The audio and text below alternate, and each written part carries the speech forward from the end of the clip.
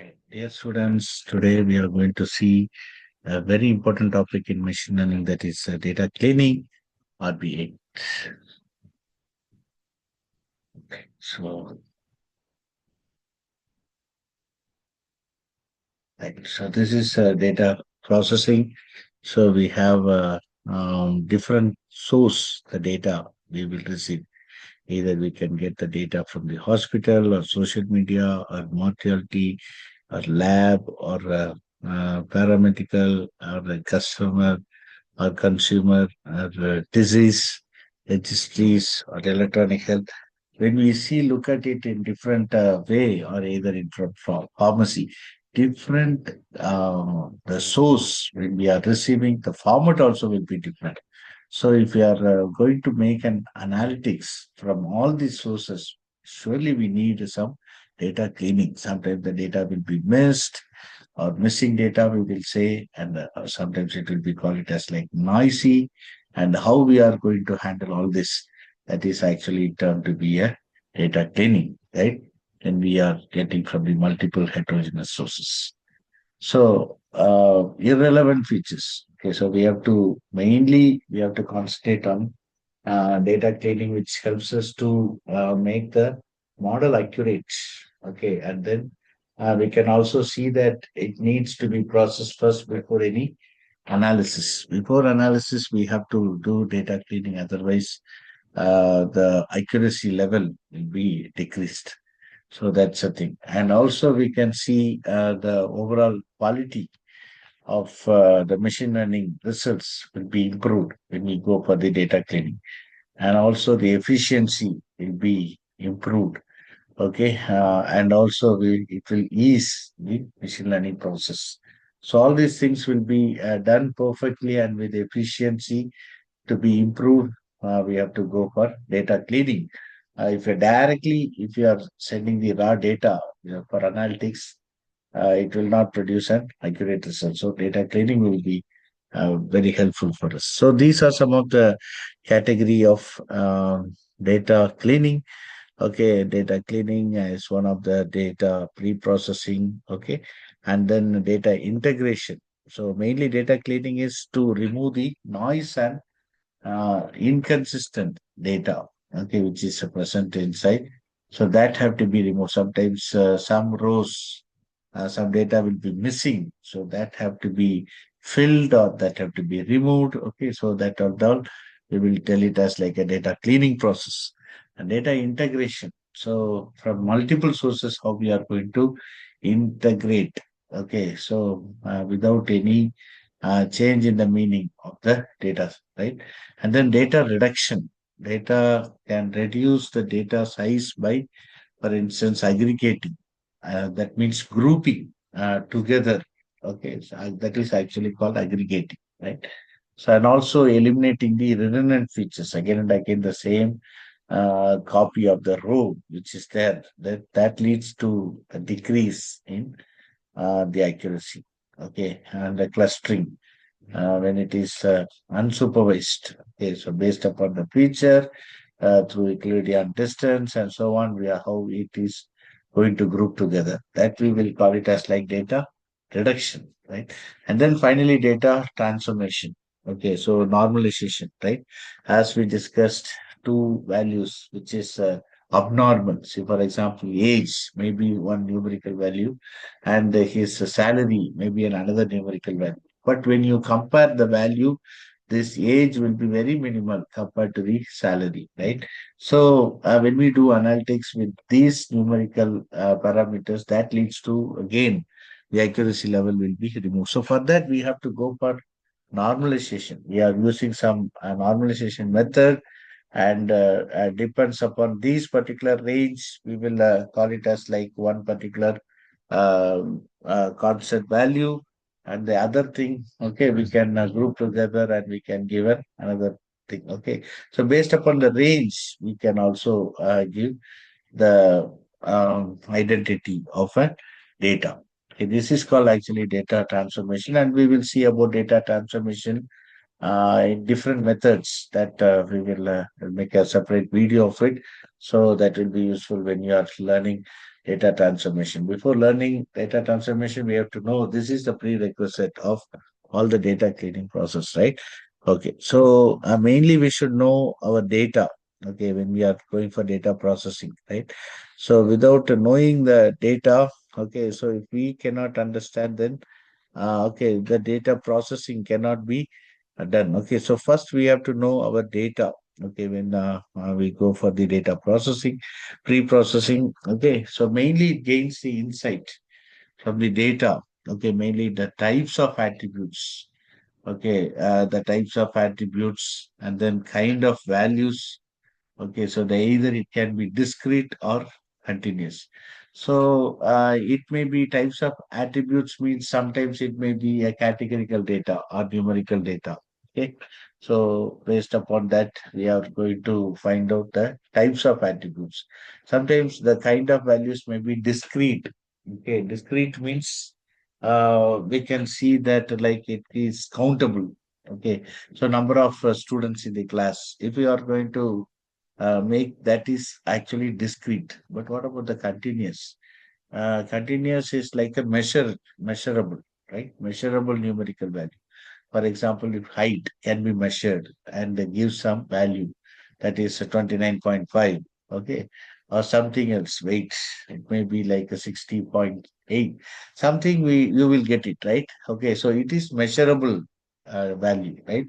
Okay, so that is how even in point we can mention, but the discrete we cannot mention in point, right? Okay. And then spot any outlays. So if it exceeds to the boundary level, okay, when we are drawing the box plot, you know the upper limit and the lower limit. If the value which exceeds the limits, then we can consider that as an outlier and that have to be removed. Or otherwise, that also will degrade the performance, right? Okay. Then measure the similarity. Okay, measuring the similarity. Okay, so these are some of the things. Okay, so we can see data cleaning and the basic statistics. Okay, so that is which is help to fill in missing the values. Okay, missing the values sometimes. Okay, through the backward or forward. Okay, we are going to retrieve the data in the nearby. Okay, and then we are going to fill in order to avoid the noisy values. Okay, and also we have to stop the outliers during the data pre-processing that have to be done, and also we have to visualize the data to get a better sense. Okay, and also help in facing the inconsistencies incurred during the data integration. So during that data integration, what are the challenges, okay, we are facing and that have to be addressed.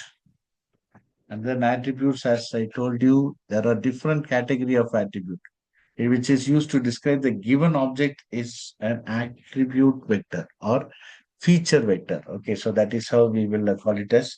And the types of attribute, it can be nominal, that is categorical, right? Yes or no or something. And binary, 0 or 1. And ordinal, okay, so that is a meaningful order of ranking among them. Okay, so we can rank, okay, based upon this particular value, we can say this is a rank. Okay, so for example, person who is getting the degree, UG, PG, PhD. Okay, so all these things we can say it is an order. Okay, so without UG we cannot go for PG directly, right? Or without UG and PG directly we cannot do PhD. So it is in some order, right? So we can say such categories as ordinal, right? And then numeric, that is measurable quantity, as I told you. Okay, so total number of population in a particular region. So that and all, it is like we are going to measure. Okay, so measure means height, weight, like that, right? Okay, so countable, that is actually, okay, we will find out the total number of members or total number of employees in a bank and so on. But numeric is measurable quantity. That means weight of a person. Okay, likewise, if you are just calculating, that is, we can tell it as like a measurable quantity. Okay, so the attributes as being either discrete or continuous. Okay, so discrete or continuous, as we discussed in the previous slide about the discrete and continuous. Okay, so that is how Here also we are going to see the same. What is that? Discrete and continuous. Okay, discrete means, as you know, right? Okay, so it is like countable. Okay, and continuous means it is like measurable. Okay, so that is how we are just telling the difference, and then we are spotting any outliers. Okay, and then measuring the similarity between it for clustering and so on, right? Okay, so knowing the basic statistics. Okay, right. So already we have seen about these are the types. Okay, so these are the types of the attributes. Okay, and then we are going for a dispersion of the data. Okay, and measures of the central tendency. Okay, so we are going to calculate the middle or center of a data distribution. That is the median value, right?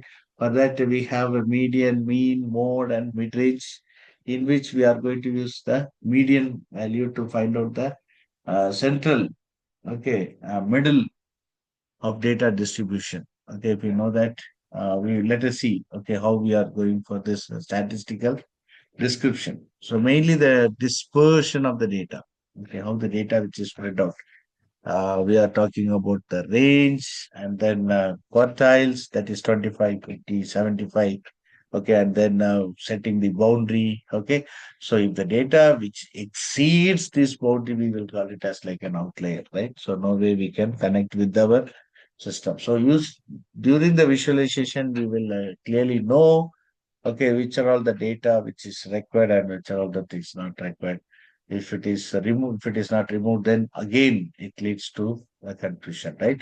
So range, quartiles, and interquartile range, the five number summary. Okay, that is 25, 50, 75, upper limit and lower limit, like five number summary. Okay, we have to provide for the box plots. Okay, so already you draw and know the knowledge about this in the data science itself, right? Okay.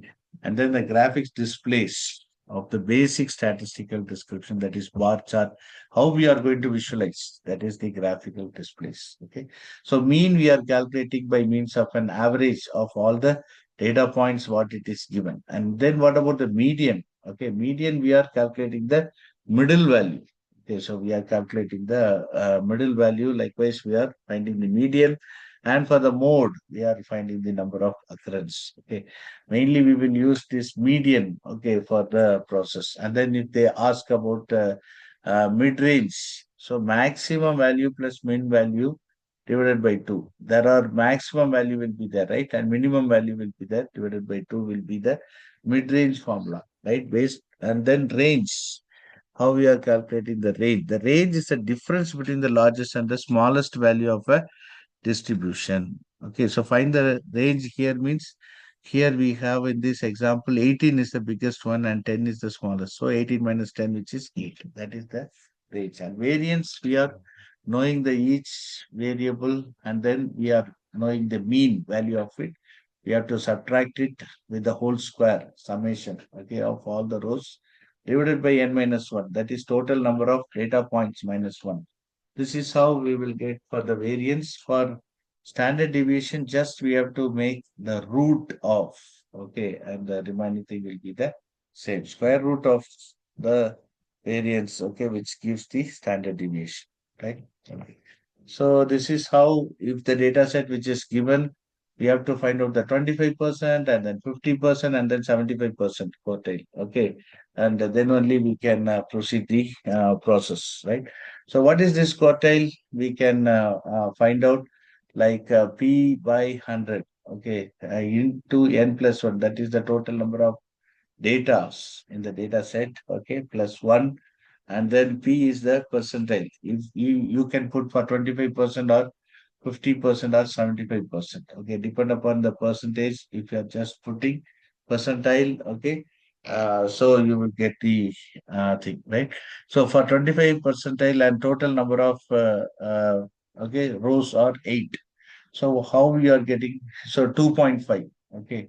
So 2.5 means, again we can see that between the 2 and 3, that is 2.5, right? We can say that 27 plus 29 divided by 2. But that is the quartile we are finding out. So based upon this formula, we are getting the range, and then we are applying the data set, which will be arranged in an ascending order, in which we are going for 2.5. That means it is taking the average of these two, okay, columns, and it gives the result out of it. Okay, so this is how we can find for 25%. Similarly, for 50% also we can do. Okay, it's just we have to substitute, instead of 25 here, we have to put 50 by 100. That's all. Okay, so 50%, that is median. Okay, find the first quartile Q1 and second quartile Q3 and calculate the IQR value, that is Q3 minus Q1. Okay, so why we are calculating this IQR? So then only we can find the normal data range with the lower limit. Okay, otherwise you will not get. Okay, so there we are giving the formula in which we are giving IQR. Already we have learned, right? Q3 minus Q1. Just substitute here. And the upper limit is Q3 plus. Lower limit is Q1 minus, and here Q3 plus. Okay, 1.5 into IQR. IQR, you know, that is Q3 minus Q1, right? Okay. So when we see in this diagram, we can see this is the median, that is 50%, and this is a Q3 upper, okay, that is 75%, and then here it is 25%.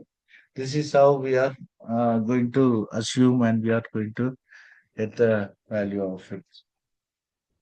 Okay, so mainly for the problem point of view, we should know the mean, average, median, middle, and mode, which is the majority values or values which is coming, right? So that is how we are calculating the mean, median, and mode, right? So mode we are calculating, okay, so x, which is equal to 5 as the greatest frequency. Maximum is 5, that is 9 times it occurs. So mode is 5 from the above given data. Okay, and median we are calculating by means of this particular formula for 50 percentile, okay, and then 75 percentile, like that it will go, right? Okay, so with odd number of observation, easily we can find out n, which is equal to 11 using the following equation. We can find the median, okay, n plus 1 by 2. Okay, so we can see that the median, which is located at the sixth position in the distribution. Okay, so that is how we are getting the value out of it, finding the mid value. Okay, so finding the mid value, then we are going to find the average between it, you will get the answer. So when even number of observations, so when it is odd means we can find the middle value easily, right? But when it is an median, okay, so again we have to find out, we have to determine the two positions around the median. That is, one is n by 2, another one is n plus 2 by 2. Okay, so that is how we are finding out. So n means the total number of data points. Okay, that is how we are finding out 6 and okay, that is 12 plus 2, that is 7. Between 6 and 7, okay, we are finding the thing. And then the data which is present in the location 6th and 7th, we have to add. Okay, and then we have to get the value of it. Okay, so that is how we are finding. Quartiles means 25 by 100, and then second quartile means 50 by 100, and third quartile means 75 by 100. Okay, so that is how we are finding out for the quartile, and we are just substituting the value here. Okay, like this, we are p by 100 into n minus 1. So here we are going to substitute for 25%, 50%, and 75%, and you will get the value out of it. Okay, so here 6th and 7th. So 1, 2, 3, 4, 5, 6. Okay. So 6 and 7. So 14 plus 12 by 2. That means 13, right? So this is how we are finding the mid value, and we are doing it. So this is about the quartiles. Okay, Q1, Q2, Q3. Okay, based upon the quartiles, that is okay. Um, First quartile, that is 25%. Okay, and then second quartile, 50%, third quartile, okay, again 75%, right? Okay, finding the So here such an example will be given for your MCQ. You have to be very clear with. Okay, sometimes when the value given like this, immediately you have to find out whether it is an ascending order or not, because we are finding the middle value. Okay, so that is the time for median and all we need. It should be in some ascending order. Okay, so the order, the data from smallest to largest, that is the first step. We are doing it. And secondly, the median have to be calculated. If it is an even means, we have to take both, okay, n by 2 and n plus 1 by 2. Okay, so that is 30 and 34. You will get it. And then we are finding the average of it, you will get 32 will be the thing, right? So that's why we are getting the median as 32, right? And then finding the quartile. First quartile means, okay, to the first quartile is the median of the data point to the left of the median, okay? And third quartile is to the right of the median, okay? So complete the five number summary by finding the min and max value. So then only we can find the IQR, right? So that is Q3 minus Q1. Okay, how we are going to calculate the min of the smallest data point is 25, max is 38, right? And then quartiles for the first quartile, that is uh, n plus 1 by 4, okay, and then n plus 2 by 4, okay, and then 3n by 3 plus by 4, and third quartile even. Okay, so that is the time 3n plus 2 by 4. Okay, so that is how we are just calculating for odd and even. Okay, and then for odd and even for third quartile as well. Okay, so that is how we are just substituting the formula for it, and you will get the answer out of it. So odd number n equal to 9. Okay, so how to calculate for it? So here the location of the first and the third quartile are how to calculate here in the 9 just given as n. So 9 plus 1 by 4. Okay, so we are getting like 10 by 4, that is 2. Okay, 2 point something. Okay, 2.5. Okay, so we are finding out, okay, the value, right? So 2.5. And then here 7.5. So there we are going to take between the 7th and the 8th position. 2.5 means between the second and the third. Okay, likewise we are going to find out. Okay, the location of the first quartile. Okay, so this is how we are find just substituting the value. N is the total number of data plus 1 by 4. Okay, and then we are getting the position and we are going to do Q1. If it is 2.5 means the first quartile is the average of the value of the second and third position. Okay, so we are having like 7 plus 8, okay, by 2. Okay, that is for the even. Okay, so we have calculated, right? For even, how we are going to do, and for odd, how we are going to do. Okay, so this is how we are finding the thing, right? Okay. So data quality, how we are going to check based upon the accuracy and completeness, consistency, timeliness, and uh, inter, uh, interpretability. Okay, so mainly based upon these characteristics, we can say the data quality. Okay, mainly it needs the information, okay, which is not recorded. Okay, so mainly there may be some errors or unusual values and inconsistent in the data. That all these things have to be removed to the quality also will be improved, and also the analytics also will be done with more accuracy. Okay, so the data are incomplete. Okay, that means lacking the attribute values for certain attributes of interest. Okay, so sometimes it may be incomplete. So that also we have to handle. Either we have to remove the complete row or we have to fill it with the other values. Okay, so three of the element defining data quality. One is accuracy, and then completeness, and third one is the consistency. Okay, so reason for inaccurate data. Okay, sometimes the data collection instruments used may be faulty.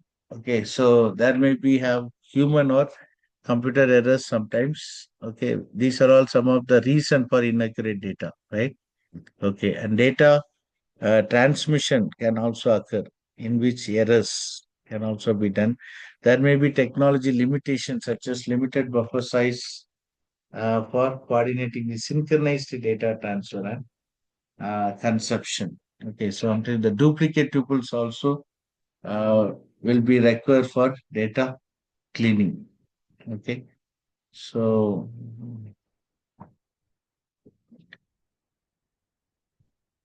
let us see, okay, about the data cleaning in the next, okay, video so that you will get a clear idea about it.